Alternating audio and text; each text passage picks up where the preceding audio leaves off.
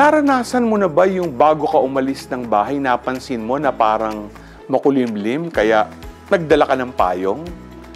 Likas sa ating mga Pilipino ang tumitingin sa mga signs sa ating kapaligiran upang malaman at maging handa sa mga posibleng mangyayari. Marami ding mga naniniwala sa mga pamahiin.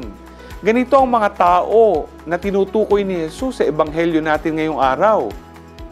Naniniwala sila sa mga signs na meron sa kapaligiran pero hindi nila pinapansin ang mga babala at turo ni Jesus tungkol sa kanilang mga ginagawa. Hindi rin tayo nalalayo sa mga ganitong kaugalian. Mas pinaniniwalaan natin ang mga superstitions and signs na hindi angkop sa turo ni Jesus.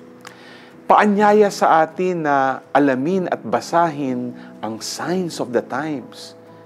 We learn from the world of its current state and from there we discern in the light of the gospel. Pinapaalalahanan tayo na isabuhay ang mga aral at turo ni Jesus ng pagbabagong buhay at pagbabalik loob sa Kanya. G ka ba?